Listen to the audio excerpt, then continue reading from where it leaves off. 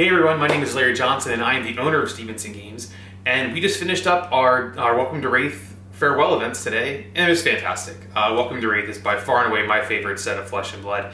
Not only does it prove a good entry point, but it's also one of the most deep and skill-intensive draft formats that I think I've ever seen in any card game. So, what we did is we decided we were going to record these, and if it is a really true farewell to Rathe, then we want to have some documentation of it.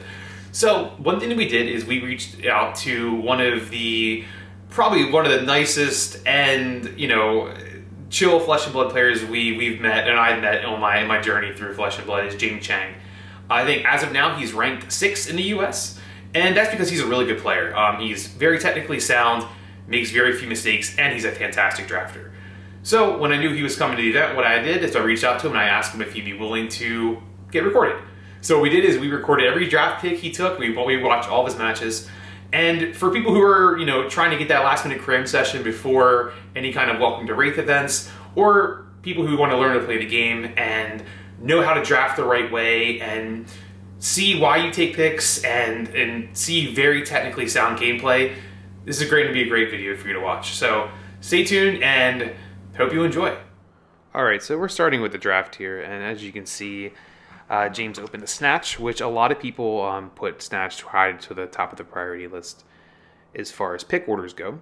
There's also an E-Pot and a Sink Below, which is a fantastic pickup. Sink Below is considered by a lot of people to be one of the top 10 picks. I think really between Snatch and Sink Below, either one of those options was a perfectly fine way to start the draft. Generally, when you're drafting, you want to try to stay as open as possible. That way you can be able to pivot heroes if you need to, and a Sink Below is going to go in any deck without a doubt.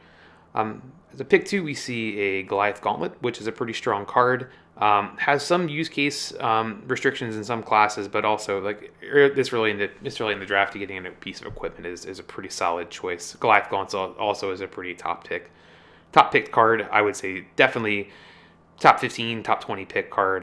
Some people prefer it more, some people prefer it less, but it's definitely the matchup with the Sink Below. It's a great way to stay open and see what you're being passed. So James is waiting on his third pack, and we definitely want to make sure that as you draft, you're not trying to force anything in particular. But as you can see with James's first 2 picks, so you're going to be able to put a Sink Below or a Goliath Gauntlet in any of your deck, really. That obviously, if he leans more in toward a warrior deck, the Goliath Gauntlet may not be as useful. But in a Bravo or a Guardian deck, or Bravo or Brute deck, it's going to be a fantastic thing to get an extra couple of damage in. All right, so he gets third pack.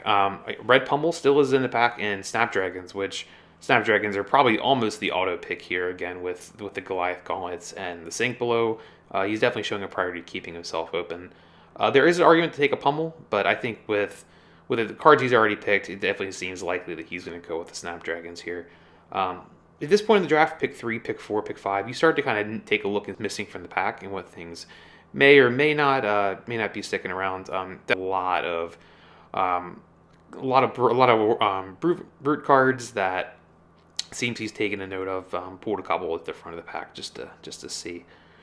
All right, so pack 4, Red Nimblism is also if he wants to stay open. Red Pack-On is very strong, and Refraction Bolters are also it's a pretty good sign that nobody on his right is drafting Warrior. A lot of people tend to pick Refraction Bolters very high, especially if they lean toward the Warrior. Other than the Refraction Bolters, I would say that the Pack-On is also a pretty good signal, and Nimblism. So if James wants to keep himself open, he can take that Nimblism, and that's what he appears like he's going to do. Oh, maybe not.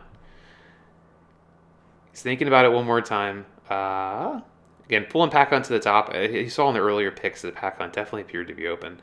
So it definitely looks like he might go Pack Hunt. He's between staying open a little bit more. He's taking notice of the Ninja card. But if it were me taking this pick, I think I might lean into Brute a little bit. But James takes the Nimblism just to be safe. Nothing wrong with that pick. It's definitely it's a great pick. Keeps himself open. He hasn't taken anything that really forces his hand one way direction or another. And he's definitely looking to take advantage of a late Pack 5, Pick 6, late Pack 5, Pack 6 signal that he could help solidify himself in class. So again, the Brute equipment, Yellow Pummel is also a strong card. Red Iron Song is also great in Slogism. So there's a lot of stuff that's looking like it could be for Brute. He's moving the ninja card to the top. We did notice a couple ninja cards in the previous packs, but this pack definitely looks stacked with Brute cards that would go pretty well with his Goliath Gauntlets. Considering taking the out open the center, there definitely appears to be a lot of zero pitch in this pack, and he goes with the Scar for Scar, still keeping himself open. Scar for Scar is good just in any deck. Really, the blue shines in Ninja, being able to pitch zero, swing Kodachi twice. All right, so this pack again, it's some strong cards. Late Warrior Overpower. I would definitely say the blue Overpower tends to be the pick that I would go with the Overpower selection. Card you really don't want until late game, and also he pulls a yellow Steel Blade to the front of the pack. So at this point, it definitely appears that Warrior is open, coming from James's right.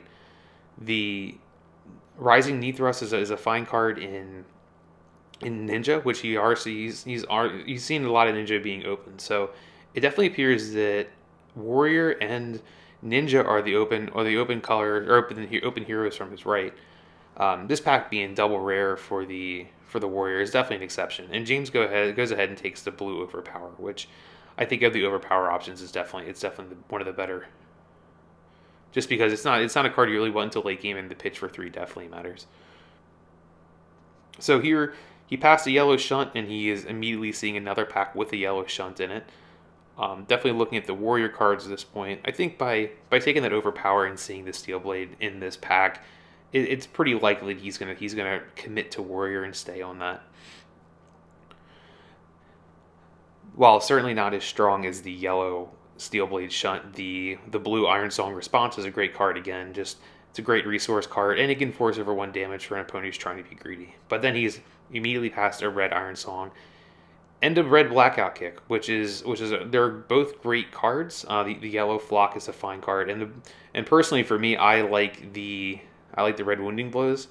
I tend to play more an aggressive side when I play decks. But he goes with the yellow, or he goes with the red Iron Song Response, which is a great choice. And it's past an E-Pot. That's a pretty late energy potion. A lot of times in WTR draft, I find myself wanting to be able to set up. Taking an E-Pot is definitely a great way to do that. Other cards in the pack worth seeing.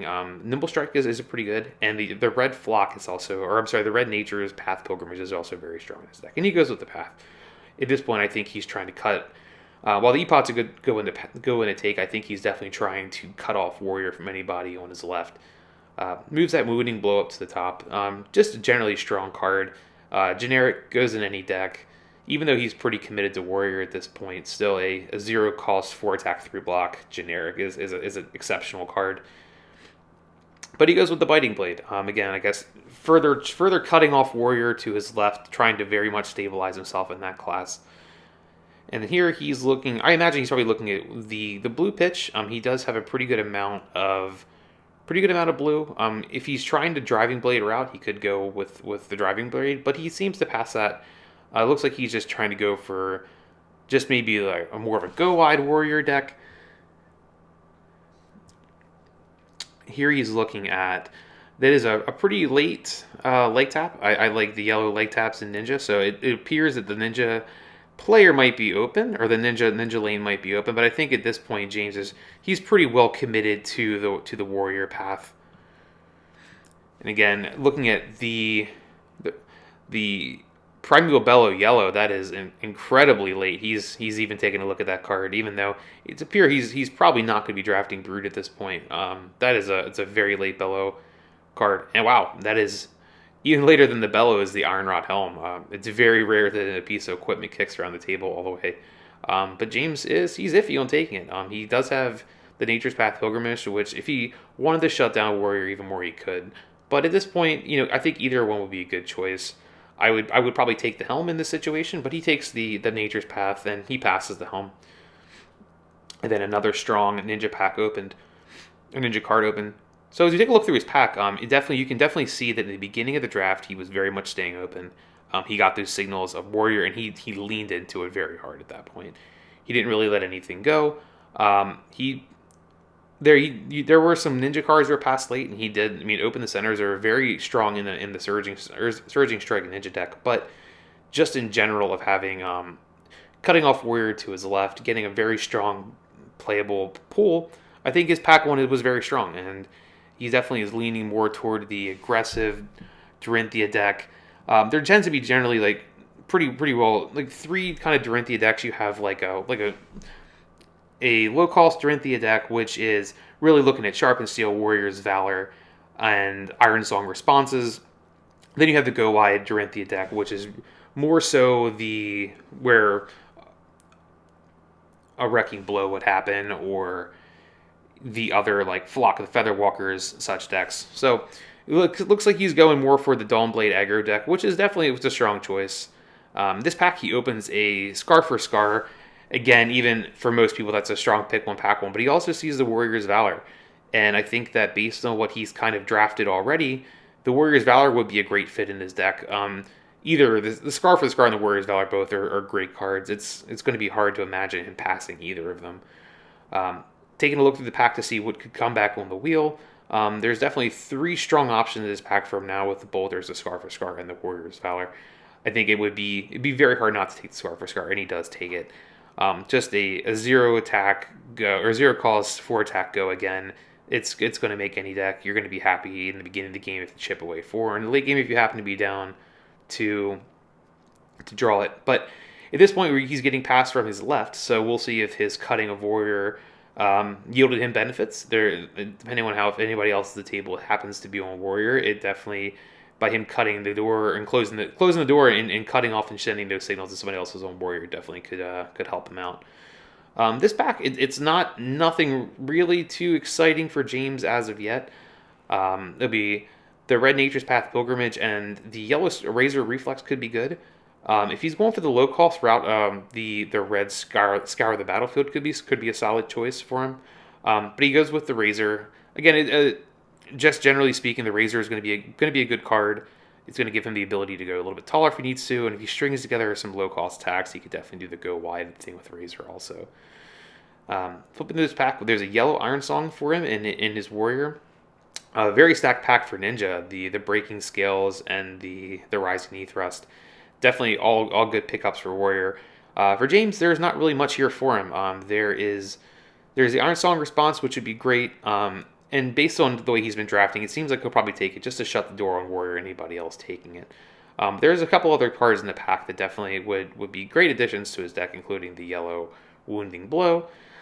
Here he's passed a couple D-Reacts. I imagine it's probably getting close for him to want to pick up one, but this pack again coming to him from the left with the double Warrior rares and the red Stroke of Foresight.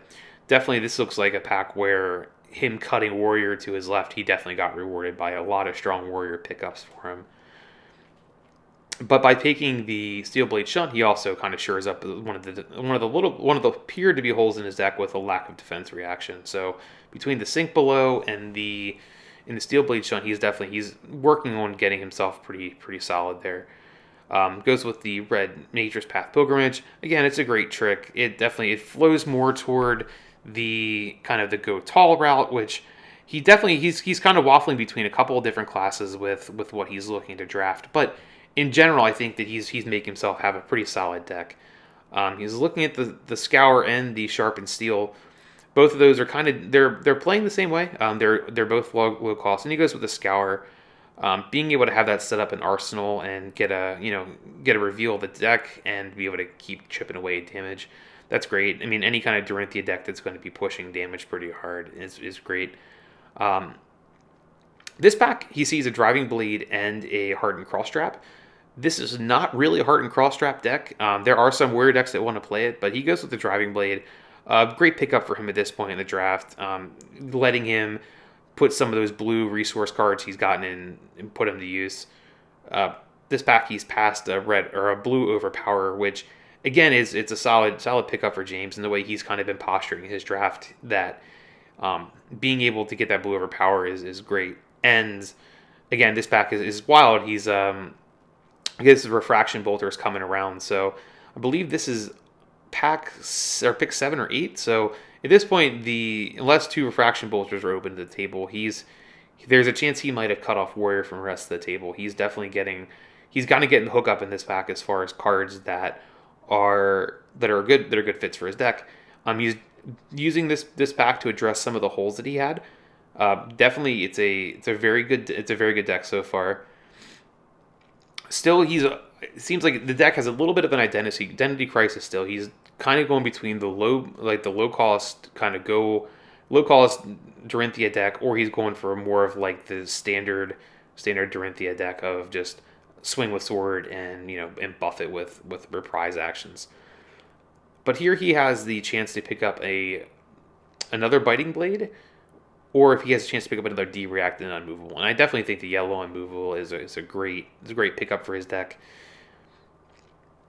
Just being able to stick that in Arsenal and let it sit there for a while he's kind of pushing damage and being aggressive. It's a good fallback play in case the wheels kind of fall off of what he's trying to do. Because unfortunately for Dorinthia, there are some turns where your opponent can just full block your Dawnblade.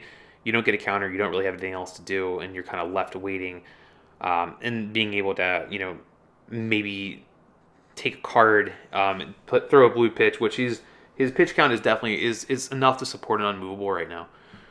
So that definitely cheers him up. And the blue Warrior's Valor kicked around the table, but he also has to open it with a pack with the yellow Unmovable. He goes with the Warrior's Valor, which again is kind of really leaning into the low cost, like swing with Dawnblade multiple times with reprise actions. So nothing really for him here. The only thing he has to worry about is if he just wants to cut a card from a different class. Sometimes as you get toward the end of the draft, there is really just nothing for you in the pack, and you kind of have to think about what you saw, if there's other cards or another deck that might be looking to be strong that you may want to avoid. And again, the Ninja card coming around, so definitely some strong Ninja cards showing up at the late pick. That could show the drafter that there could be a potential Ninja deck at the table. Maybe it could be one of the underdrafted heroes. There are often times where people in Welcome to Rathe, usually it's a 2-2-2 split, but occasionally there are also times someone wants to lean into a hero, or they just happen to get the right cards, the right hero, and the pod can support it. So as he's flipping through his second pack, you can see that he has a good balance of blues and a good balance of reds. Definitely going to be an aggressive deck, but he has the ability to pay for some of those unmovables with the blue pitches he has. And he has the Steel Blade Shunt, and he has the Overpower, so he's definitely poising himself to be kind of a Dawnblade aggro deck with the ability to turtle up and defend if he needs to. The multiple scars are a nice thing to see, and he does have some buffs. It doesn't appear the Goliath Gauntlets are doing too much for him right now, but there could definitely be a situation he picks up some card, like a Barraging Bonhide that he just flashed, that he wants to put it in for. I mean, right now there's no hand piece for him that I don't think he's seen one. So it definitely lets him have the ability, if he wants to play one of those bigger cards, to help just push some more damage, kind of like if there's a situation he wants to go tall and then pass it, and use that to try to pass through any kind of defense reacts, just to chip away at some damage or take some cards out of his opponent's hand. All right, as he goes into pack 3, he definitely knows he's in Warrior. I think at this point he's just trying to look for some cards to kind of fill the void of his deck. Cards like Red Sharpened Steels, Warrior's Valors, really Flock the Featherwalker at this point would be good, just to give your Dawnblade on demand to go again. Opens a Last Ditch Effort, which is a super, but not really in the theme of his deck. I'd be surprised if he takes it. There is a Blue Overpower, which is a solid card in his deck, especially with the amount of defense reactions that he has. I could definitely see him pulling that Overpower out and just having it in his deck. And the Yellow Sharpened Steel is a good choice too. It's definitely between, I would imagine, the Overpower and the Sharpened Steel for me. He does have Biting Blade at the top. Biting Blade is not a card that sees a lot of play generally, but when you have the pitch count that James does in his deck, you definitely get away with playing it. And I think that it is a card that not a lot of people expect to see, but it could definitely get people for sure. This pack, I see a Time Snap Potion that would be fantastic, and a Yellow Nature's Path, and that's basically it for James. Again, with this kind of Dawnblade aggro deck, a lot of times you're not necessarily seeing. I didn't totally miss a Stink Blow, or the Scar for Scar. Yeah, the Yellow Scar for Scar is great. I think if it wasn't for the Yellow Scar, I would probably have gone with the Time Snap Potion. Just sometimes with this deck, if you have the ability to give yourself an extra action point, even if Dawnblade doesn't hit, if you have another attack action in hand, you can use it to push damage. So in this pack, there is a blue Driving Blade, which is a good pickup for James. A blue Driving Blade it kind of does everything you need it to do. It's a blue pitch. It gives your Dawnblade go again on hit, and the unconditional go. I'm sorry, not on hit. It gives a Dawnblade unconditional go again, which is pretty nice. So he's waiting for his his next pick, and hopefully for James, he'll be able to continue filling out some of the curves in his deck. This is really the pack where you'll see if he got rewarded for cutting off Warrior as he did in the beginning. He was definitely taking all the Warrior cards. Oh, so then there you go. There's an Iron Song Determination in the pack. I think it's pick 4 of this pack, and then he should, that's obviously the pick he's going to take. And I mean, I think that's a situation that by James sticking to Warrior and picking some of those class cards when there might have been arguably a better generic, he got rewarded by having a strong pick pretty late through pack 3. Again, in this pack, he sees a blue Warrior's Valor and a red Nature's Path. Both are great for his deck. I would imagine he would probably go with the Nature's Path at this point. He does have a good amount of Warrior's Valors. Warrior's Valor is a great card, though. I mean, I think that he can't go wrong with taking it. There are enough cards in the pack that James might be thinking that he could see that Warrior's Valor kick around the table. If he's able to get that pack or get that card on the wheel, then he's definitely going to be in a very good situation. So far in his deck, the Iron Song Determination giving his weapon Dominate. He has a good amount of Warrior's Valor. He has a good amount of Iron Songs. Again, he's past the red Warrior's Valor, so furthermore showing the ability of and the benefit of sticking to a class when you see that open lane and really leaning into it and not kind of waffling on picks or taking another maybe not as good generic or maybe a better generic than the class card. By James being very strong in this Warrior. Very strong in the Warrior pool. I think he very much assured himself that he was able to see some strong cards in this pack. So as he's rounding out his pack, he's got a lot of what he's looking for. There's a good amount of Warrior cards in this pack already. A late unmovable, which at this point in the draft is kind of surprising to see unmovables around. So this pack, the blue Sharpened Steel, it's the blue isn't the best. It is definitely a role player. Then he has the Helm. It's either the Helm or there's a Stroke in there too. So he kind of has his pick of what to take. I would probably lean toward the Helm personally, just because there might be situations that he has hands that may not function the way he wants. And yeah, he goes with the Helm. With the amount of defense reactions he has in hand, there could be situations where he wants to pop that Helm just to be able to maybe search or dig for reaction if he does get on his back foot. With the Sink Belows, the unmovables, and the Steel Blade Shunts, being able to kind of hopefully search one of those up is a strong ability to have him play. He definitely has the pitch to do it, and now he gets this pack with a Nimblism, a blue Overpower, which I don't imagine he would need. I think at this point he might be happy just to take the yellow Sharpened Steel. He does go with the Overpower. I feel like the one thing to be cautious about with Overpowers is sometimes you can kind of be flush on Overpowers. It is a blue, and it does do +2 unconditional buff to the Dawnblade. But the one thing to remember is it does cost 3. And while James does have the amount of pitch in the deck to be able to play it, it could be one of those cards that sometimes gets stuck in hand in comparison to some of the other cards. So he's waiting on his pick. I think that based on the cards that we've seen from him so far, he's definitely pieced together a very good Warrior deck. He's very much draft the seat he was in, based on the things he's been getting past and the cards he's seeing. He drafted his seat. He didn't force any kind of picks, or he didn't try to do a late pivot. And again, just even at this point in the draft, he's still getting rewarded with strong Warrior cards.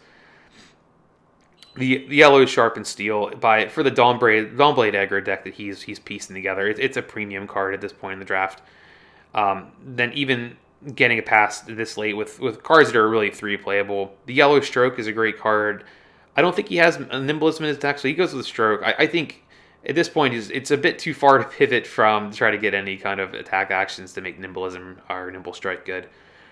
But again, even because of the way he postured himself, he's between a Razor Reflex and a Stroke. He goes with the Stroke, and I think that's probably the right choice. And a last pack nature. Overall, you can see James had a very strong draft.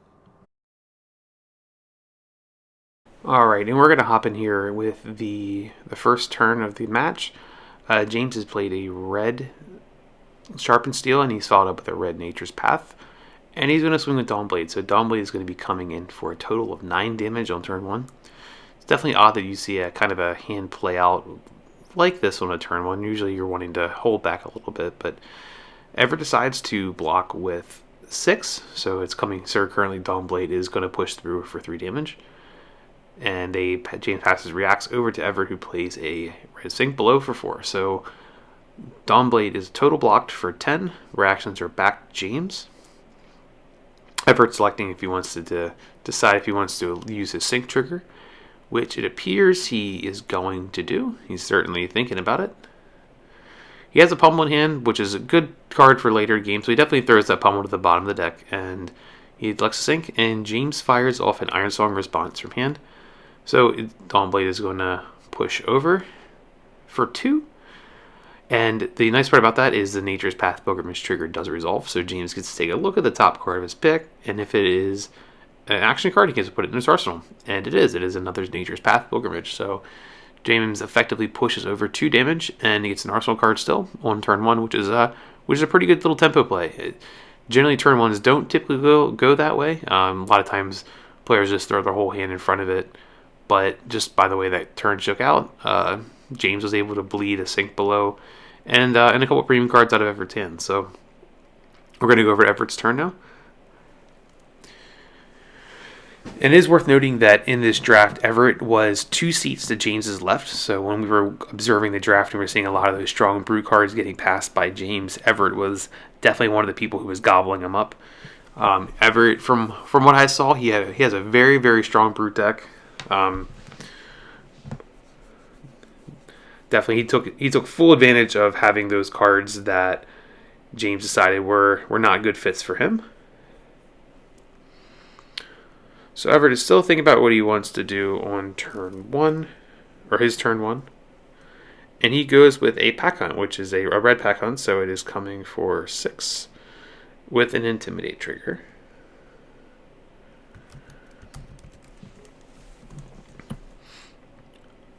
So James is effectively defending with a 3-card hand, and this is basically what Brute is trying to do over the course of the game. Leave your opponents with suboptimal situations of blocking, hopefully trying to knock defense, reactions, or pitch out of hand.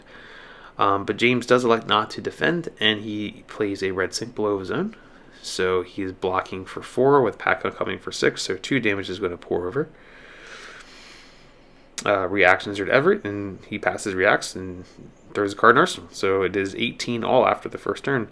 Definitely a very good. It was a good turn by Everett. He was able to bleed a premium defense reaction out of James's hand.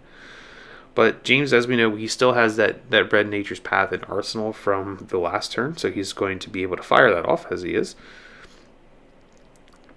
Throwing a blue Sink Below into pitch, so that's definitely a card that could come back to be super useful for James earlier with a 0. And with a lot of times with Reiner, you are going to be, it's highly likely you could be at a very low life total late game. So a little bit of setup from James there. So Dawnblade is coming over for a total of 6, 3 natural, and then 3 from the Nature's Path Pilgrimage. And Everett is electing, seeing what he's going to do, and definitely has some options. We know that he has, looks like he's going to defend with a Smash Instinct. So he's blocking 3, and he fires a defense reaction from Arsenal. So he's coming with appears to be a yellow Sink Below. So he's blocking a full 6. Reactions are over to James to see if he wants to bump that up at all. We can see from the camera he has a red or a blue Overpower in hand, so he could elect to fire that Overpower off if he has the resources for it. And it might be an okay time to do it because it would get +4, and he does decide to do that. So he pushes the power over for 4. So Everett is blocking 6, so he's going to be taking 4 damage from that. And James has the Nature's Path Pilgrimage triggered to resolve also. So again, this is one of the situations that normally it may not be good just to push raw damage, but because he has the ability to opt, or to look at the top card of his deck and put it in his Arsenal zone, if it is an attack action, it makes that play, make him a lot more sense to do. But unfortunately for James, he does have a Stroke of Foresight on the top, which is an attack reaction, not an action, so the Nature's Path trigger doesn't have a valid target. But also that is good for Everett to know that there is an attack reaction that's going to be in James's hand. So James elects to push the damage through and hopes to get a little bit of a tempo push, but ends up playing with effectively a 4-card hand next turn instead of a 5. But again, I think ultimately that was a good decision to push the damage through while he could.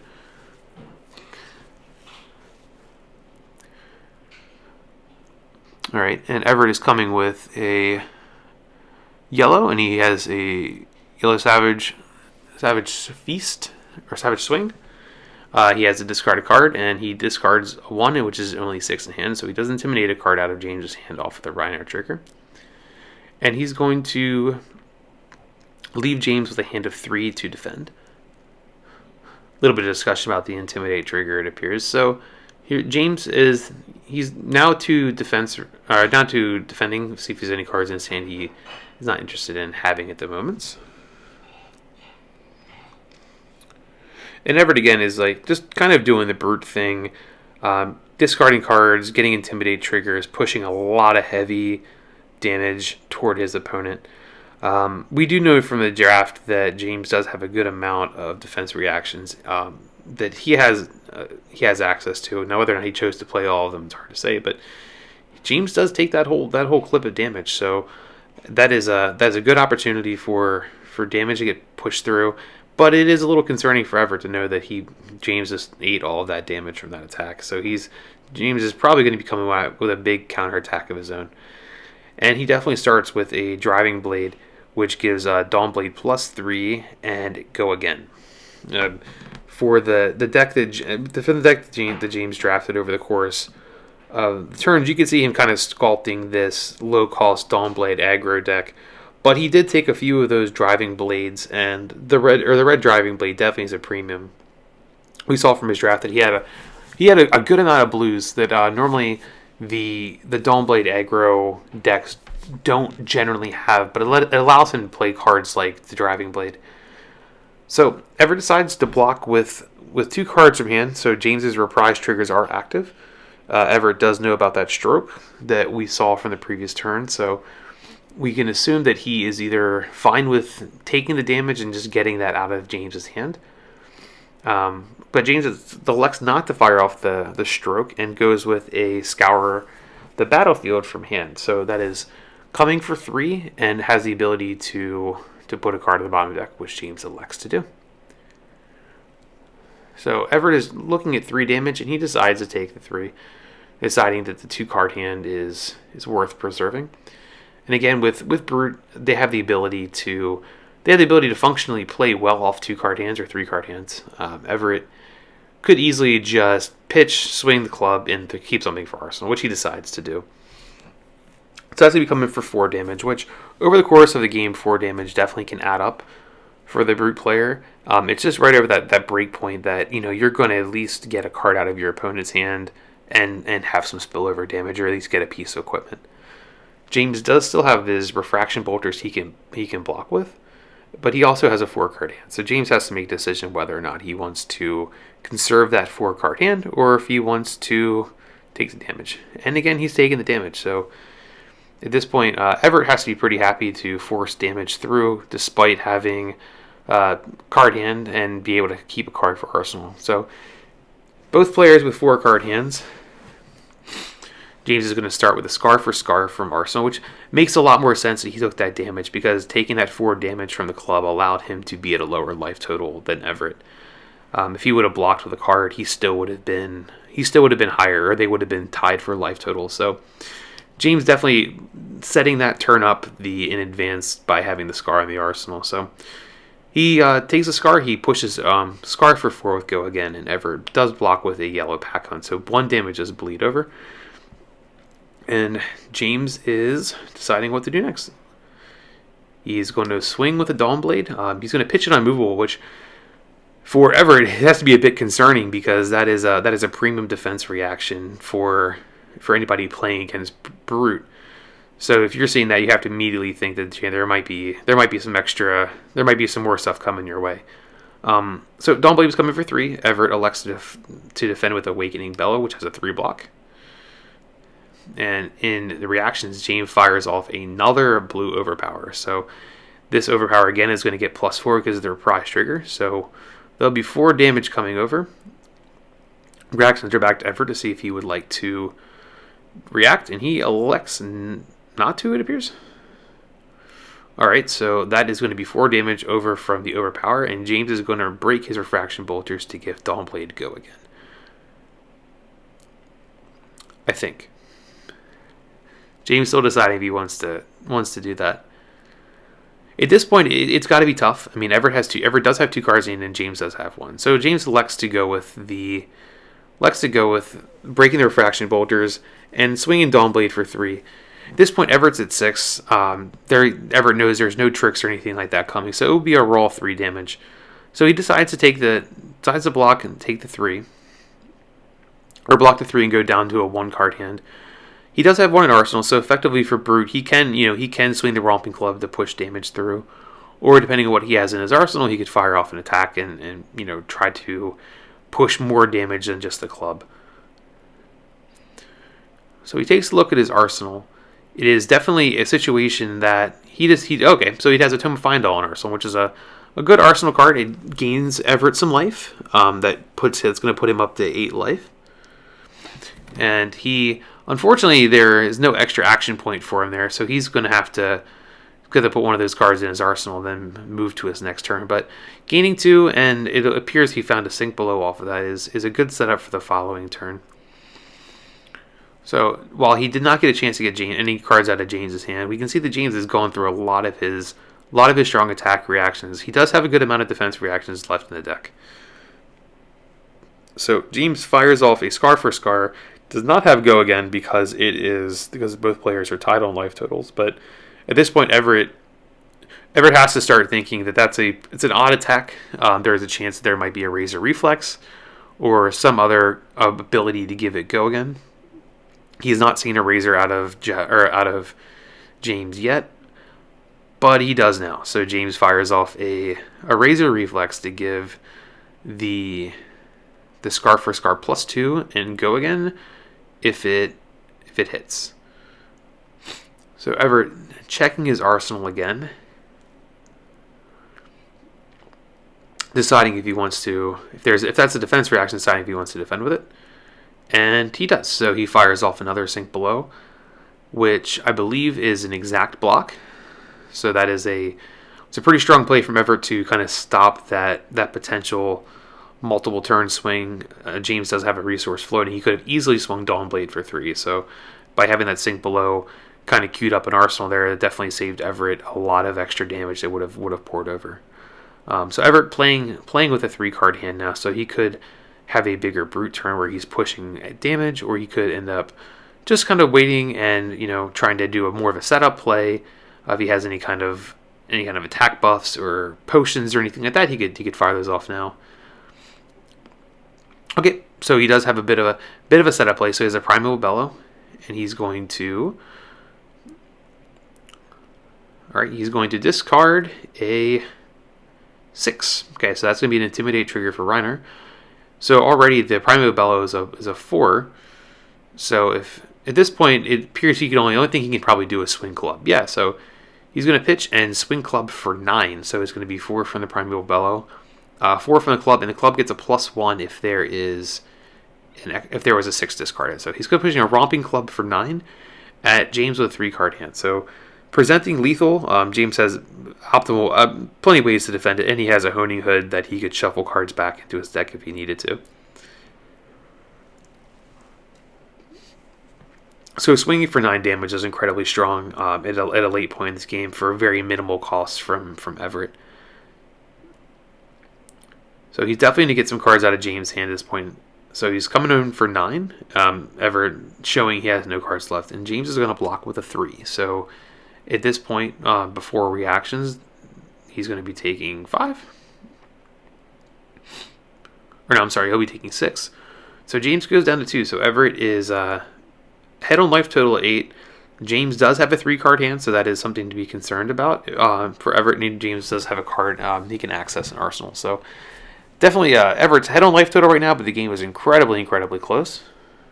Wow, okay, so the yellow Iron Song Determination we saw James pick up, that third pack of the draft is definitely going to come into play now. So what that does is it gives your attack, your weapon +1 buff and dominate till the end of turn. So James had that Iron Song sitting in Arsenal waiting probably for this exact moment where he can get a Warrior's Valor. So he's going to swing with a Warrior's Valor for 7 dominated because of the Iron Song. So Everett in a tough spot here with a 4-card hand, no Arsenal, and a bunch of dominated attacks coming his way.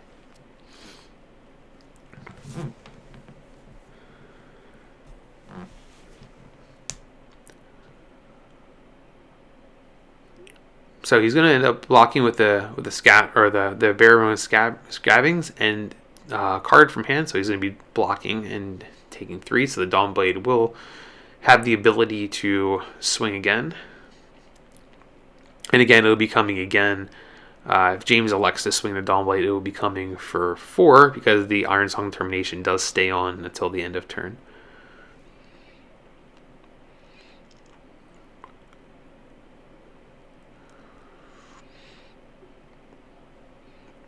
Okay, it appears that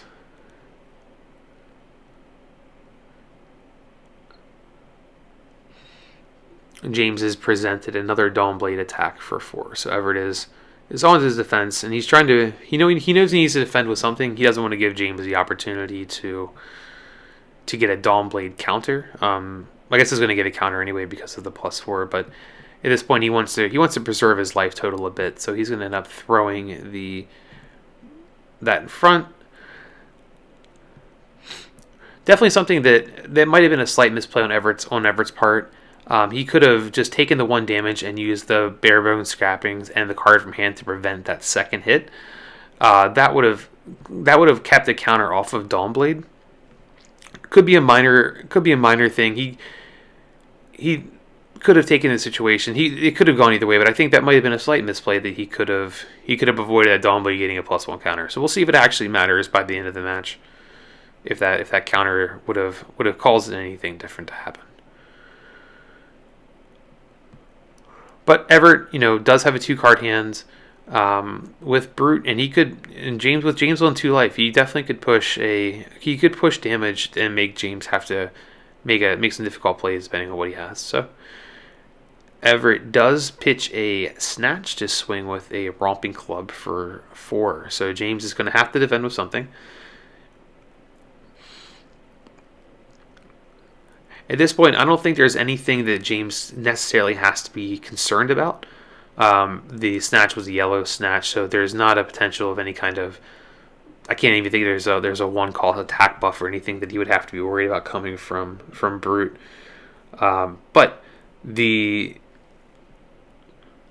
ability to have that club and swing, even it's going to take a Jared out of James's hand. And as we can see, and against a normal warrior player, on this style of build, you can sometimes starve him on resources. But so James is going to figure out if he wants. He has 1 card down. He's going to decide if he wants to defend with another one or not. It is worth noting, as Everett just touched his bare bones grabbing, that there is a chance that if he has a pummel or something like that in hand, he could break that and roll the die. And if he's a lucky Brute player, then he could pummel that. He could pummel that club and not have it even James expected was coming. But he does not. He decides to just push 1 damage through, and again showing the power of Romping Club that that even if you're blocking with a card, you're still bleeding. You that kind of overflow damage from your opponent. So James is going with one of his red Nature's Path pilgrimages. So Getting plus 3, and Dawnblade coming in for a total of 7. So you have the 3 from the Nature's Path, the +1 counter, and the total of 3 damage. So coming for 7. Everett definitely in a position where he's going to have to defend. If he has a card in Arsenal, that would be fantastic because it could avoid the reprise trigger. Unsure if he has a defense reaction in there or not, but he is in a situation that he's going to have to do something, or else James is going to be able to push lethal damage. It's been a very back and forth game, really with the exception, and like both players have played very well. So Everett is just going to throw 9 in front of it off the top. So definitely banking on James not having any kind of +3 reaction or +2 or any. Yeah, banking on not having a +3 reaction. James does fire a Stroke of Foresight, which gives it +3.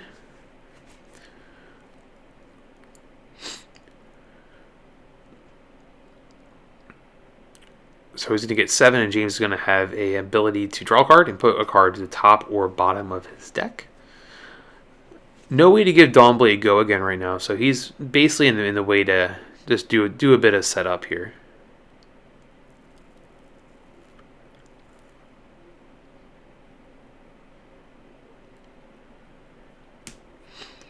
So 1 damage is going to push over, and this is a situation that misplay from the earlier turn of letting him get that Dawnblade counter could affect some of the game. So because James was able to kind of filter his hand a little bit, he was able to stack the top of his deck to get an attack action. So he was able to put a card in Arsenal, effectively drawing him a free card over the course of the turn.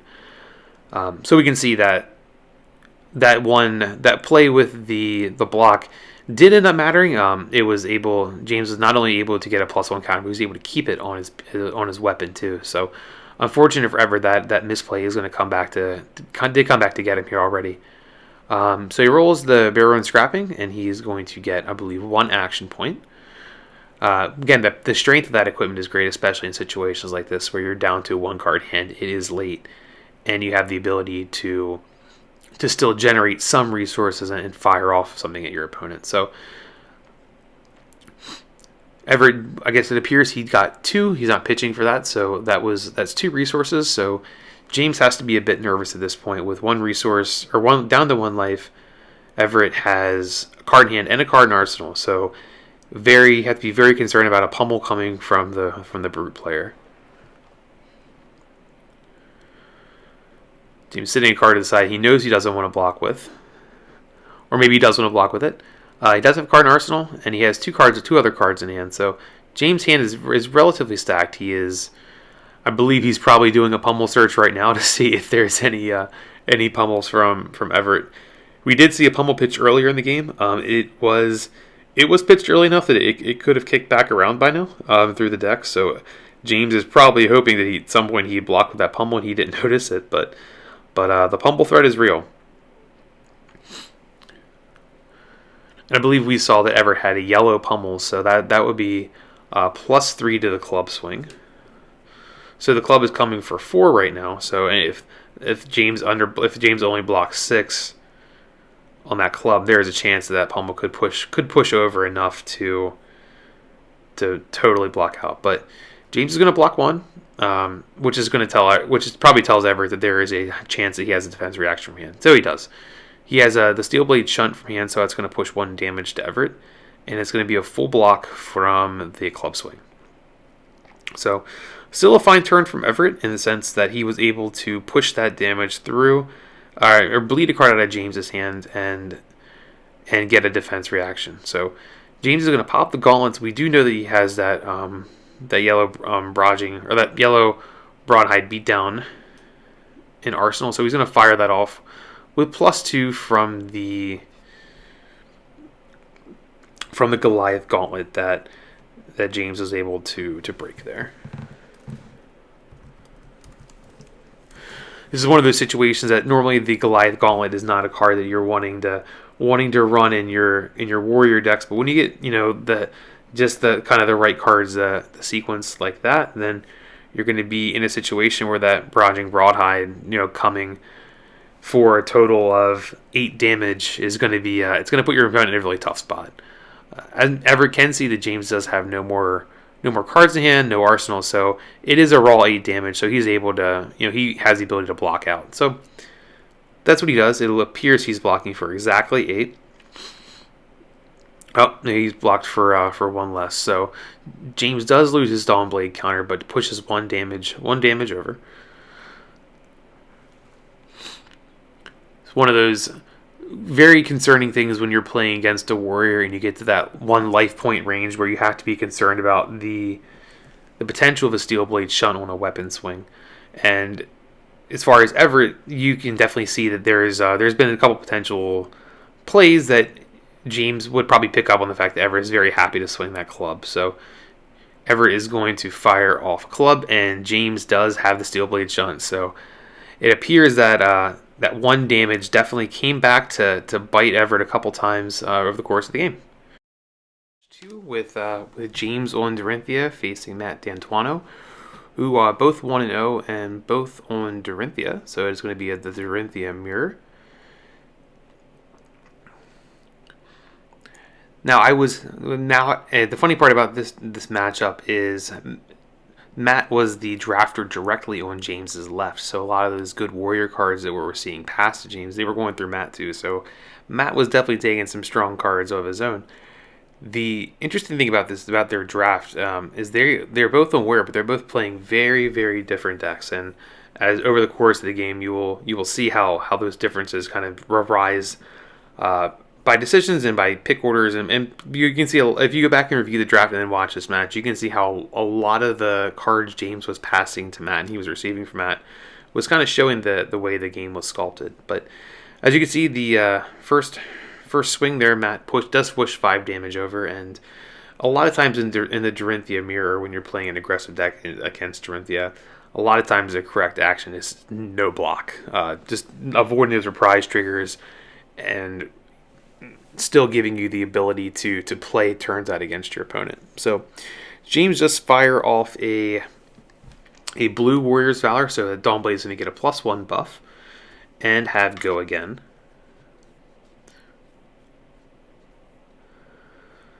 So again, this is a situation where Matt has to decide if he wants to block at all, or if he wants to let the damage go over.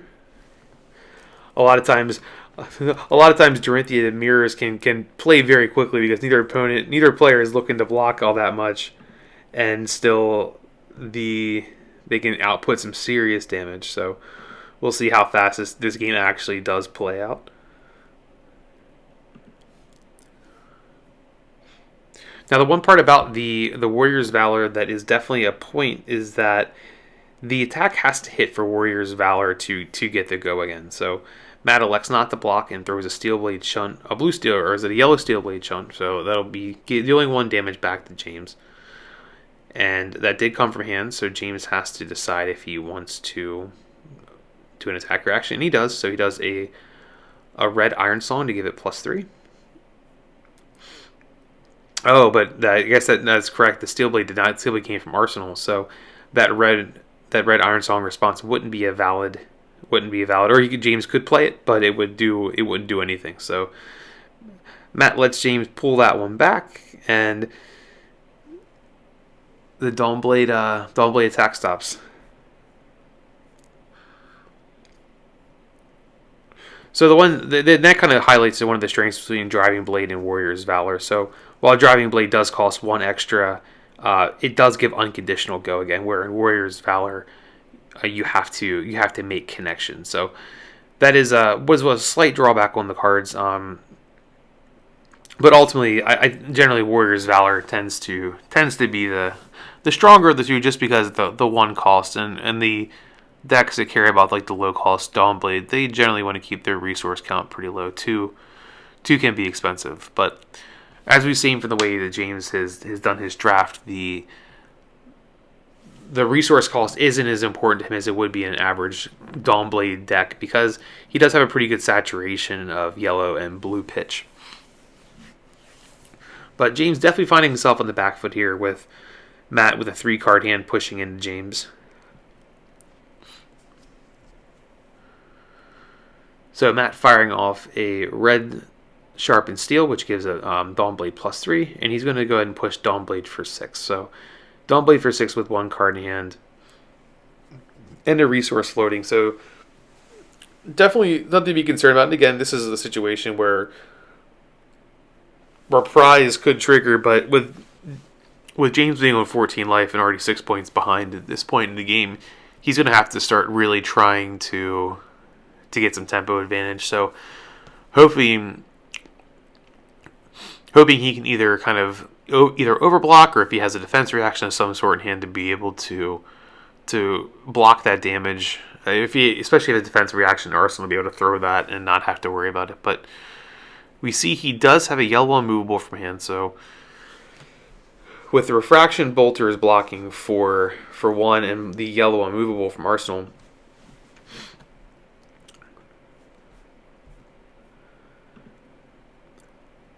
that is going to full block. With the movable from Arsenal the yellow movable from hand is 6.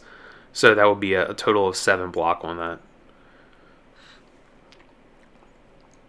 So James does burn 2 cards out of his hand. Matt essentially only spends 1. So that is a bit of the tempo that even though Matt didn't push damage, he was able to get a little bit more of tempo and kind of hamstring James's next turn a little bit. So James throwing that blue overpower out to swing with a Dawnblade for 3. At this point in the game, it'd be interesting to see if Matt is just happy to take that 3 damage and push back with a 4-card hand of his own, or if he feels that James might have something else up his sleeve. Again, James does have 2 resources floating, a card in hand and an arsenal, so there is definitely a chance James could do something to further the attack. The Refraction Bolters do have a damage counter on them, so James could easily just break Refraction Bolters and swing again for 3. So Matt is finding himself in a situation where he could try to block out the first Dawnblade attack and then not have to worry about any extra things coming for him, or if he just wants James to pop those Refraction Bolters now. That way they're off the table for later in the game. And at that point, if he wanted to throw his hand in front of it and compensate for an overblock, at that point he's burned James's equipment. So that is something that over the course of the game, you want to get those Refraction Bolters off the table. And if there is a way that Matt can bait Jason, or if there is a way that Matt can bait James to do that, then he's definitely that's a good move for him. So he's going to block with the Helm and Refraction Bolter, so that's going to be 2 block to James's 1. So he's going to soak up 2 damage from the Dawnblade. So that is interesting. That is an interesting play that he would use those equipment pieces there. He could just be concerned about raw damage, but you would think that generally he would want to conserve those for later in the game. I mean, unless he's setting up a turn where he's going to break his Refraction Bolters with his own next turn to push some damage. So Matt does take the 3. So that tells me that Matt is looking to probably pop those Refraction Bolters next turn, and he wanted to get that damage out. And at the Helm, 1 versus 2 is it's a reasonable thing to soak up the extra damage when he was already going to take 1. So I don't know if I would have blown the Helm there. That is definitely a bit of aggressive play, but Matt is I'm sure Matt has a game plan set up here. So he's going to go with a yellow Sharpened Steel, and he's going to fire a Dawnblade for 5. So he has a Dawnblade for 5, and he's pitching a Time Snap to do it. So he has 2 resources floating, a couple cards in hand, a card in arsenal, and he has Refraction Bolters ready to break. And you would have to imagine that if James defends any cards in hand, Matt is going to try to push the advantage, especially considering the way he played that last turn. So James is going to have to really think about what he's going to do with this. Again, like we know that James does have a pretty robust amount of defensive reactions in his deck, but does he have them in hand is the question, or was he able to stick 1 in arsenal? So James is going to think about this one for a lot. Dawnblade coming for 5 is a big hit, and he is going to take it. So he's going to take 5, and as predicted, Matt is going to break those Refraction Bolters, and he's going to be swinging with Dawnblade again. So the Dawnblade is going to be coming for 3 if he elects to swing with it.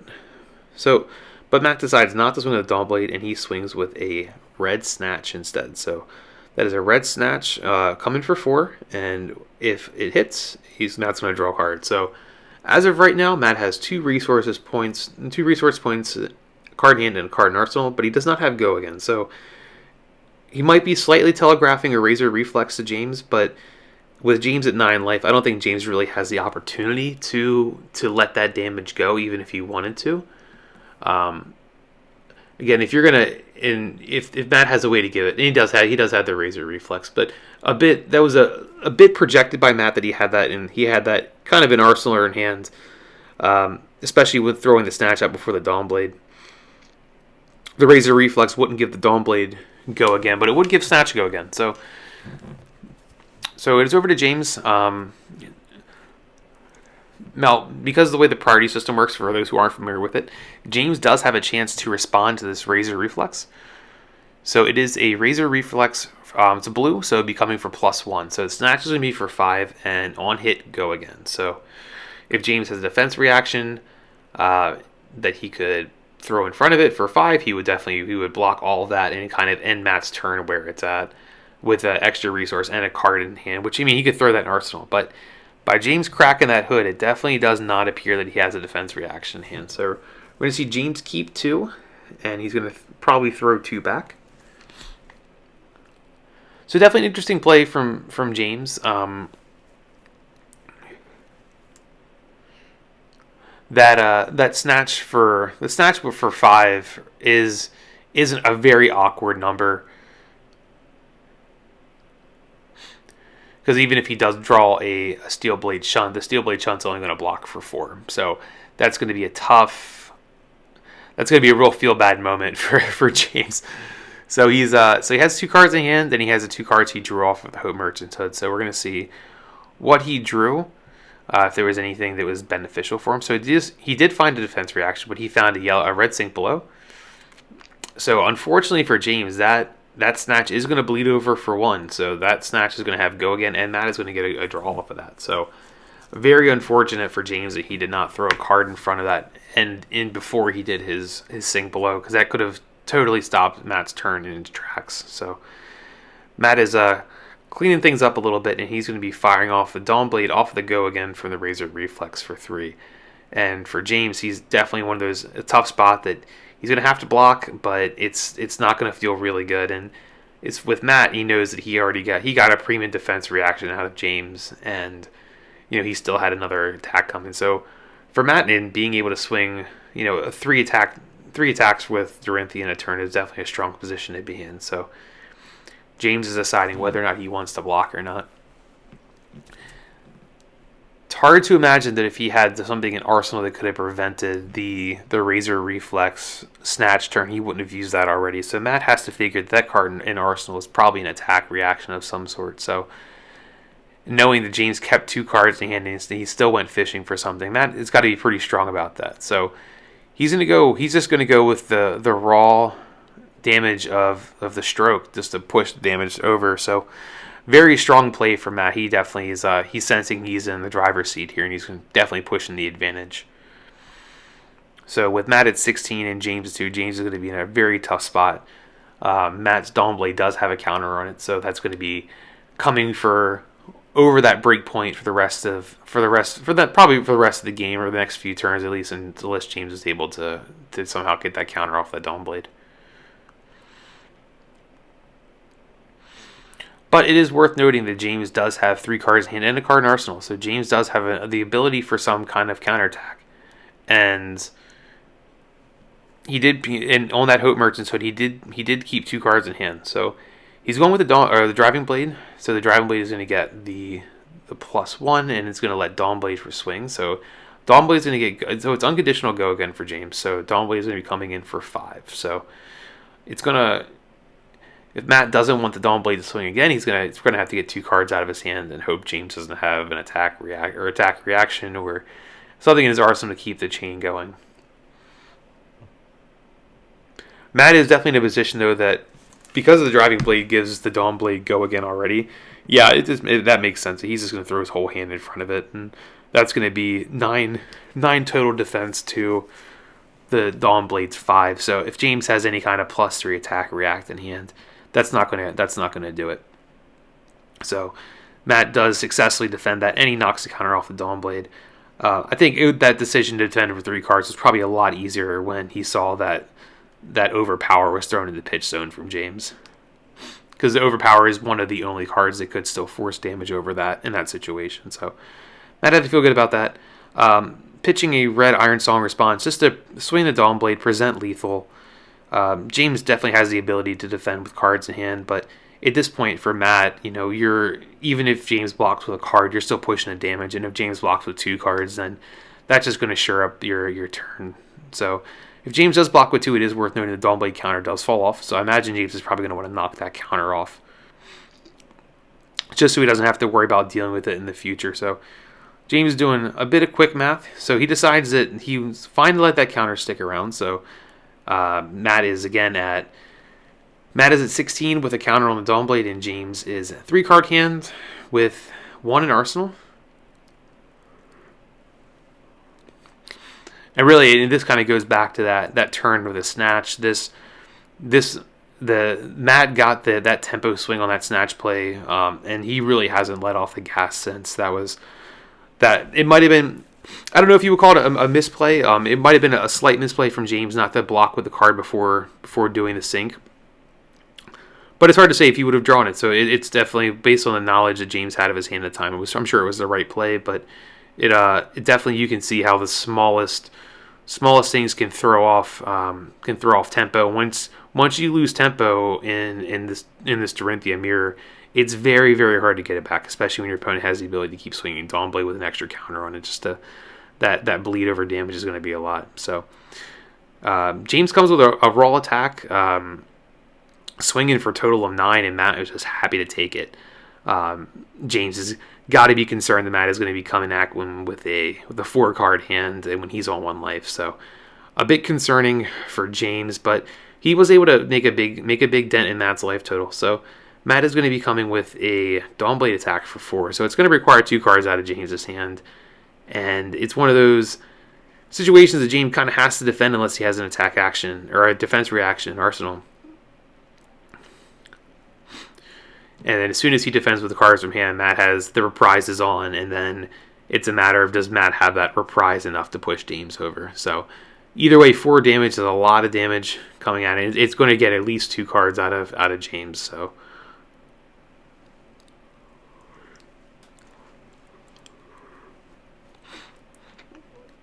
ultimately, this is kind of a similar situation to what James was, or what Matt was faced with a few turns ago. Does James play around the fact that Matt may or may not have a 3? So if he's Dawnblade for 3, if he has the Iron Song response in hand or a card to play it, then that would bump that up to a 7. So we can see that Matt actually does have the Iron Song response in hand, but even if he played it, it wouldn't do anything. It wouldn't push the damage over that threshold. So James with a very strong gameplay decision to block with 3 cards there. Matt really wanted to play the Iron Song, but was happy to throw it in arsenal for a future turn. And James lives to see another day. Definitely that way that turn played out very well for James. The previous turn he was able to push 8 damage, and he was able to not take any and also kind of fade Matt's turn. But it appears James is still in the back foot despite having a strong play there. So, but coming in with a red Scar for a Scar is a good follow-up. So James definitely in a lower life total, and that Scar is coming for 4 with go again. Matt definitely has the ability to take that 4 and go down to 3. He does not know what James has in arsenal. There are a few 0-cost cards that James did pick up in his draft that he could be running in his main deck here, but at that point I think you might have to consider, if you're on Matt's side, just letting that damage come through and then let James play the card from arsenal and then react to that. Again, like as we saw with the last game, the pivotal number to be concerned about is dropping down to 1, and Matt would still have a lot of wiggle room even if he took that 4 damage at 3 to not have to worry about it. But depending on what his hand looks like, he might just be happy to throw a card in front of it, save a little bit of his life total. And he does, so he takes and he defends with a Flock of the Featherwalkers, which at this point in the game it's not the best card you want to see. Not a lot of it. Without the ability to give a go again off the bat, it's a lot of setup for that card. So I can see Matt not seeing the value in it of his hand right now, especially with James at 1. So Matt still does have a 3-card hand, and we know there's an Iron Song response in arsenal. So that is definitely a card that we don't want to forget about. Matt does have a Scar for a Scar in hand and a Flock of the Featherwalkers, it appears, but that Scar for a Scar, and he does have the Razor Reflex, so Matt definitely has the kill blow in hand. Whether or not how he wants to function is definitely could be a different way. There is the option of pitching going with the Flock of the Featherwalker and getting the Quicken token, then giving that Razor Reflex, and then swinging with Dawnblade with the Quicken token. So you could spread out a lot of damage. But again, I don't think it's necessary. I think that with Matt in his situation, knowing what he has in hand between the Razor and the Ironsong Response and Arsenal, it definitely makes sense to just try to end it here with a Go Tall attack. So James taking a quick look at that Arsenal card. He does have a full grip, so that is something that is worth knowing. And again, just knowing James's deck from the draft, the amount of Steel Blade Shunts and unmovables he has, there's definitely James is not out of this by a long shot. Now the thing with I believe it is a blue or is a red Razor in Matt's hand. So Dawnblade is coming for a total of 6 damage. So James essentially has to have an unmovable. So he has a shunt, and unfortunately the shunt's not quite enough to get it, but Matt shows the Ironsong Response anyway. So great match between those two. So now we're going to pick up in our third match where we have James versus Wilson Badillo. Wilson is on Bravo. Both players are at 2-1. It's always nice to see a full equipment suite. So Wilson has 4 of his equipment. James is on the play, and he's going to be starting off with a Dawnblade for 1. Definitely interesting play by Wilson defending with all of his equipment on turn 1, but I guess he really likes his hand, and he's happy to throw away a couple pieces of equipment to preserve what he has. So pretty interesting play on turn 1. Usually people are looking to dump their hand, but Wilson is a fantastic player, so I'm sure he has a plan lined up for himself here. So James is going to take turn 1 and get a couple pieces of equipment out of Wilson, and it's going to be over to Wilson to see how he plays it out. So we're going to see why Wilson decided he wanted to preserve that hand. So trying to decide what card he wants to pitch.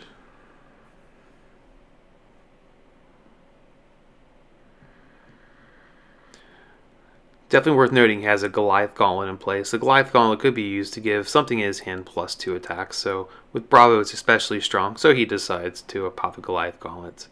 And he's going to swing a Cartilage Crush, a red Cartilage Crush buffed by 2. So that's going to be a Cartilage Crush for 9 damage, which 9 damage retort back to that Dawnblade swing, and makes sense why he might burn 2 pieces of equipment on it. So Cartilage Crush is the crush effect on that is if it deals 4 more damage to a hero, which is much more likely now that it's buffed to 9. The first attack is going to cost a player 1 more resource to play. I don't know if Wilson knows what's in James's deck, but with James, the way the Dawnblade decks are usually built, they kind of rely on a lower resource count. So throwing the crush effect at him for 9 damage could definitely be a strong tempo play for Bravo to kind of get a bit out ahead of Warrior. But James is going to fire off a Steel Blade Shunt from Arsenal.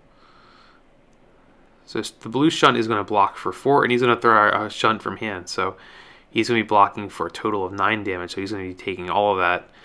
So basically, he trades a couple defense reactions for a Goliath Gauntlet and a card. I don't know if James is necessarily happy with that trade. I'm sure he's definitely happy to preserve his life total, but I'm interested to see if he's what he has to swing back with. So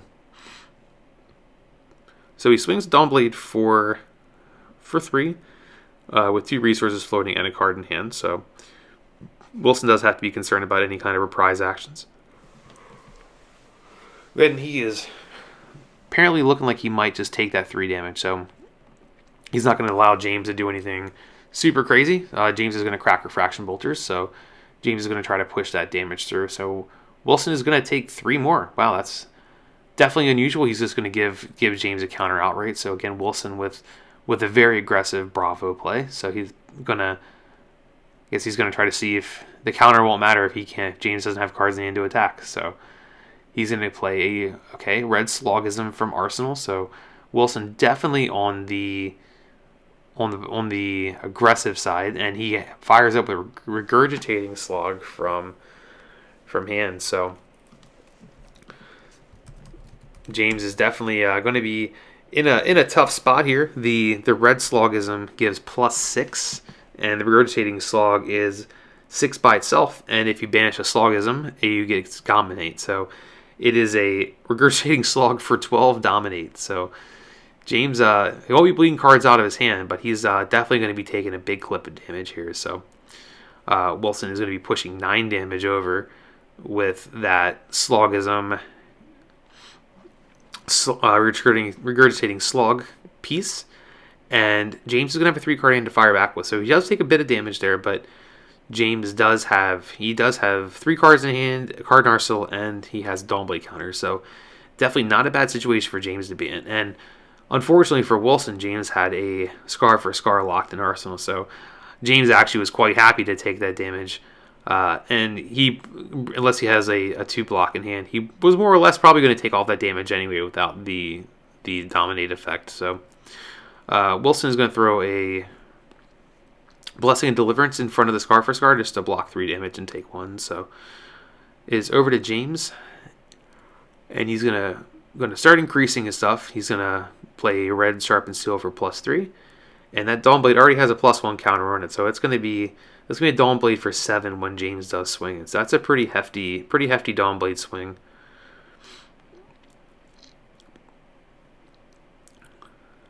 Oh, he's gonna buff it even further with a Nature's Path. So that's going to be, I believe that's a yellow, so that's going to be another +2. So that's going to be a Dawnblade swing for 9. So definitely a huge hit, and then the Nature's Path trigger also would hit if on a hit. That would allow James to kind of fill that arsenal slot if there's an attack action on top. So, but Wilson had a staunch response in the yard, so that's gonna block out all of that and get rid of the counter from Dawnblade. So definitely well played by Wilson. Unfortunately, that was his whole hand, so he's going to have to draw right back up, and it's going to be right back over to James. But that was those were very strong cards to get out of James's hand before he was able to really push a lot of damage through. The yellow or the red staunch is just a strong card. It blocks by itself so much, and then if you have the ability to pitch more to it, it can just totally shut down a turn like it did to James there. So James, again, with the Nature's Path, definitely seen over the course of the games we've watched with James, we can definitely see the strength of that card, especially with filtering cards like Stroke of Foresight and Sink Below even, that you have the ability to kind of manipulate your deck a little bit. But Wilson playing Guardian, just firing off the unmovable, that unmovable from the yellow unmovable. Blocks all that, but again, unfortunately, the unmovable was played from hand, so the reprise does trigger. So the unmovable would block all 6 of it, but James has the ability to give it +3 more. So he's going to take it, and he's going to put that card to the top. Wilson's going to sigil in response, so he's going to gain 3 life, which is fine. So take 3 from the stroke, gain 3, so it's a net 0. Really showing the strength of the red sigils in draft and blitz. Really, just being able to gain 3 life. It can as you saw there, it offsets an entire turn. So definitely good.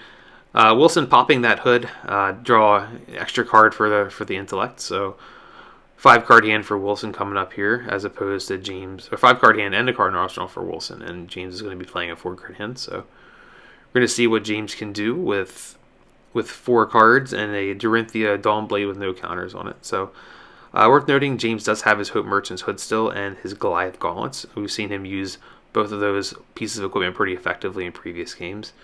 Wilson is out of equipment. That is definitely something to note. So James is going to start with a Red Warrior's Valor. So that's going to be an on-hit go again trigger for the Dawnblade. So the very minimum, Dawnblade is going to be coming for 6 if James fires it off now.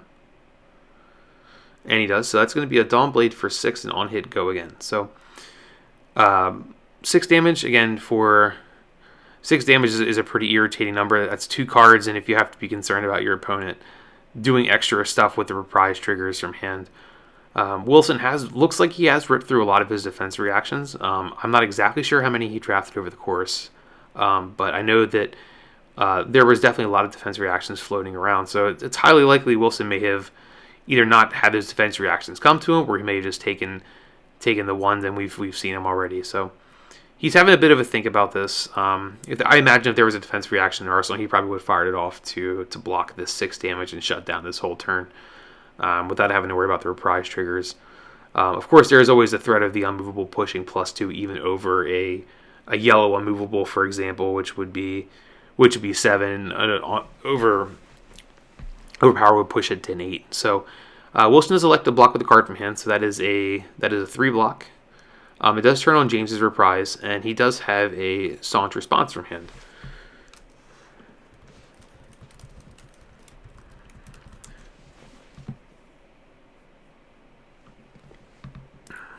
So again, you can see the power of the staunch response, just being able to have that extra line of text to let you just pitch more to make it a +3. So with that yellow staunch response, that makes it a 9 block on top of the 3 he defended with. So even though Wilson basically gave up his turn to do that, he again shut down a potential go wide turn that James had to kind of set up with the Warrior's Valor plus the Dawnblade. So it's back here to James again. He's having a hard time punching through these defenses that Wilson's putting up.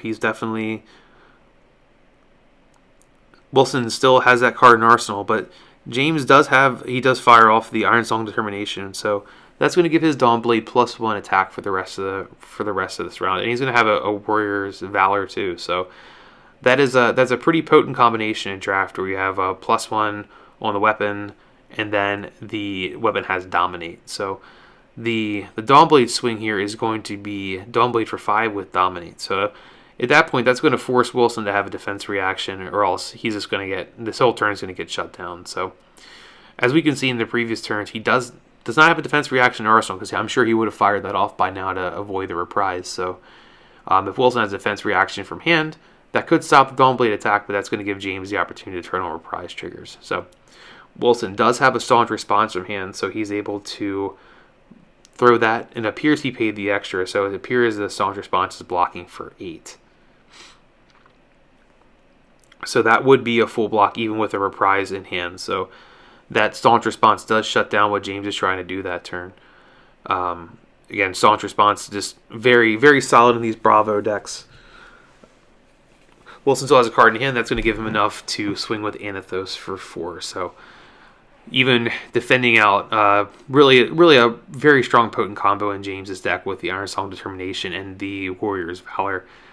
Still having enough fuel in the tank to throw the Anathos out and just try to chip a card out of James' hand. But James does pass reacts and goes to a red sink below, so it's going to be a 1-for-1. That nothing much is going to happen there. James elects not to sink, so it's back over to him with a 3-card hand and a card in Arsenal.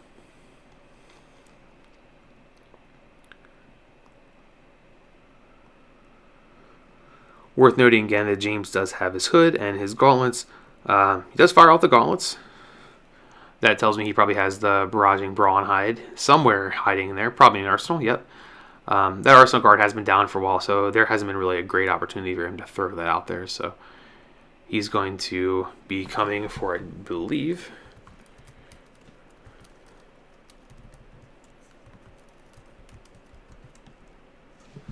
that would be a total of 6 plus 2, so it would have been 8. But Wilson had plenty enough to block that, and he's kind of the same thing we saw last turn. Block the attack with either cards or defense react, and swing with Anathos. So that is Anathos coming for 4, threatening to knock James down to 7 on hit. James doesn't need to be concerned about any kind of defense reactions or any kind of pummel or offensive reaction.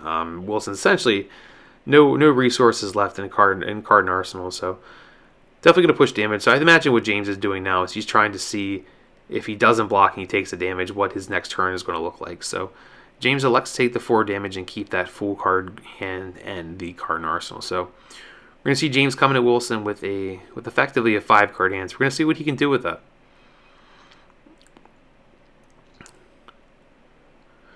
We just saw Wilson flash. It looked like it's a Spinal Crush and it's hiding in arsenal there. So if he does have the opportunity to fire that off, that's going to be pretty tough from James to come back from.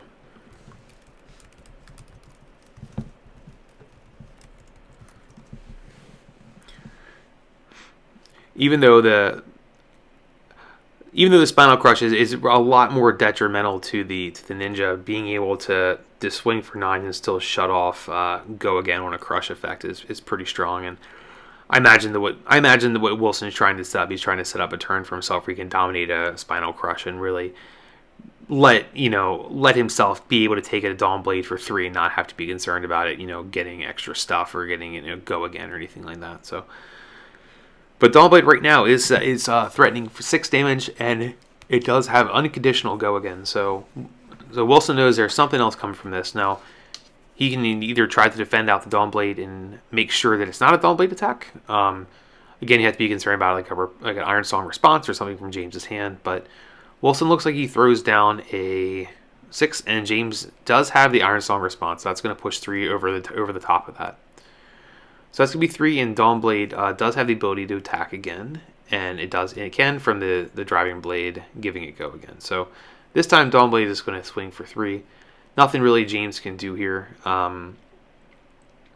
Wilson had only two block cards in, which is pretty unfortunate for him. That basically made him burn his whole hand, and James still had in order so James wouldn't get a counter. So that's really unfortunate for Wilson that he had only those 2 blocks in hand to be able to do that.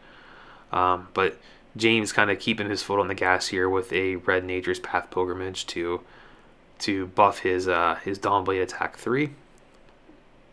He has 2 resources floating. After he swings that Dawn Blade, he'll be down to 1. So James does have 2 cards in hand and a resource from that Overpower left. So presenting Dawn Blade for 6, so very similar to last turn. We're going to see if Wilson plays a similar turn. So we're going to see if he blocks 6 or if he lets it come through. Definitely curious to see Wilson, and he has that Spinal Crush stuck in his arsenal. That Spinal Crush is a 5, so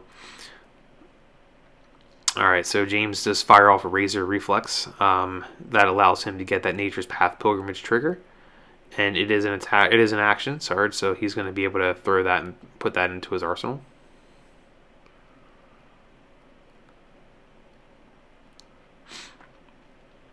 I believe there's a bit discussion about whether or not that is an action or not, and the way that card is templated, it definitely is. So James is going to get that Star for Scar into his arsenal. So again, kind of seeing the power of pushing that a little bit of extra damage over and having a deck with a lot of action cards in it. That lets James kind of really leverage the power of those Nature's Path Pilgrimage.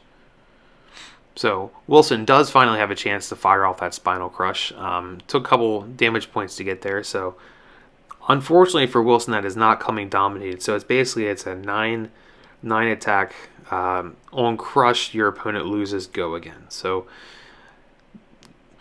James does have enough cards that he could throw his hand in front of it, or enough to block the Crush effect even. He knows Wilson doesn't have any way to kind of buff that damage or to give it a pummel effect.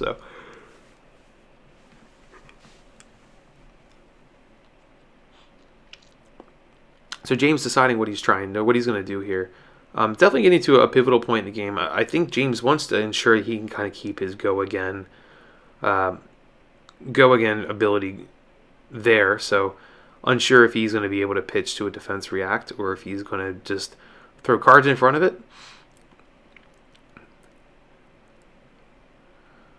Both players' decks are starting to look a little bit light. So it definitely is. It's starting to think about the chance of decking. Hard to see which player has the lower deck count at this point. So James fires off the unmovable. It does take a bit of clip damage, but we know from the previous turn he does have that Scar for Scar in Arsenal. So I imagine he's not necessarily upset to take some damage to get him to a lower life total. But the again, you never like getting to a low life against Brute when they have against Bravo when they have the ability to swing that Anthos for 6. That is a lot of damage coming at him for a while. So definitely definitely interesting. James isn't firing off that Scar for a Scar, but he does. So a blue Scar for a Scar is coming.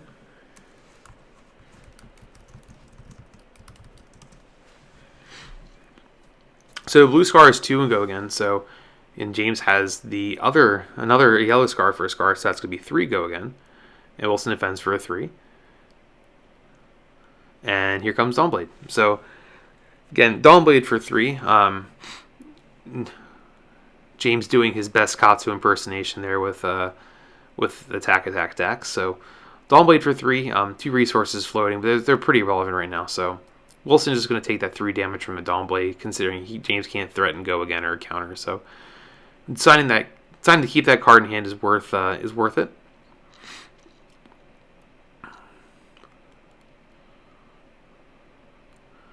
So Wilson pitching to play a Stonewall Confidence. Okay, so definitely he's going to try to lock down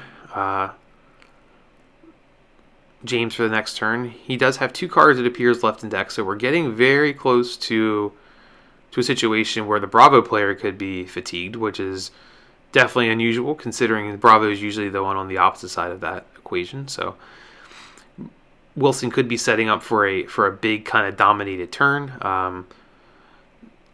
Stonewall Confidence is great for that. It lets you really preserve a card in hand in order to a potential card in hand to be able to set up for a bigger turn. So, but James is coming for a Dawnblade for 3, and Wilson has a situation that if he doesn't block, then he has the chance to, there's an opportunity that James would have the overpower, but he does not. So Wilson's just happy to take that block and go to his next turn. So Wilson throws down another Stonewall Confidence, and he's going to swing with Anathos there. So I believe both cards there, I believe that gives Anathos swinging in for 6, I believe.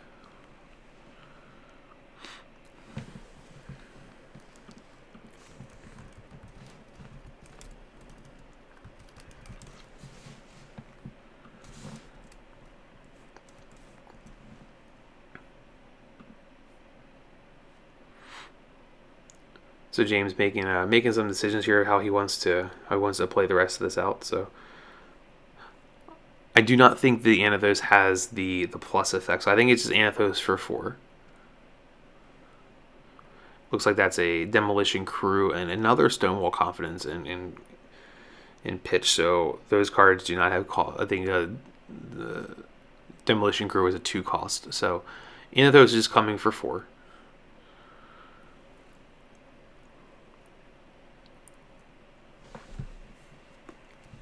So James is going to throw 1 in front of it. So that was confirmed coming for 4. So James is going to block 3 and take 1. Wilson's deck's looking pretty slim. So he's probably going to try to make a play to try to close the game out as quickly as possible here. So James fires off the Nature's Path Pilgrimage from Arsenal. So it's going to give that Dawnblade plus 3. He has a couple of resource points floating. So he's going to swing that Dawnblade for 6. So that's going to be... he's presenting lethal to Wilson. Wilson does not have any cards in Arsenal, but he does have that active Stonewall Confidence. The blue Stonewall Confidence gives the a plus 2 defense. So that's going to be... He's going to be defending for 5 there.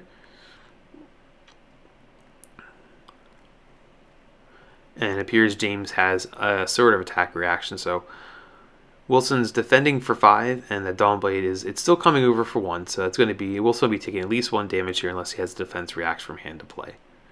Alright, so Wilson's going to take that 1 damage, and James is going to be able to resolve that trigger from the Nature's Path Pilgrimage and throw the Scour of the Battlefield into Arsenal. So James still has 2 cards in hand, but he knows he has a card that is going to give him go again in Arsenal. So he's kind of setting up to really go wide on Wilson for Wilson's next turn here.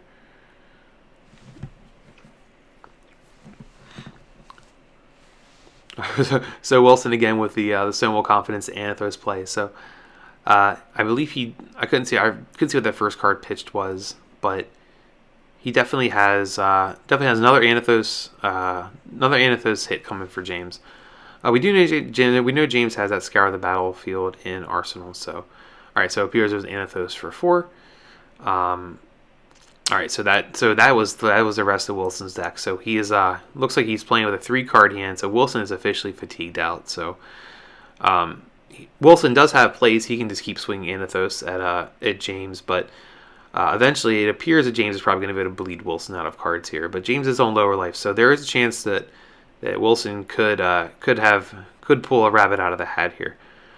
So that's going to be a Scour the Battlefield for 3 damage. And James is going to have the ability to take a card from his hand, put it on top or bottom of his deck, and since that's coming from Arsenal, has go again. So Wilson's going to take that 3 damage, and he's going to see what James can do with it. So there's 3 damage coming from. All right, so James pitches a blue Driving Blade and throws out a Dawn Blade for 3. Tough spot for Wilson to be in. Dawn Blade for 3, and James does have 2 cards in hand, so Wilson in a position where he has to block, and really any kind of trick is going to push James over the top. So Wilson defends with a Slogism that is bumped up +2, and James does have the Overpower, and that's gonna wrap it up. So well played game by both guys. That was fantastic.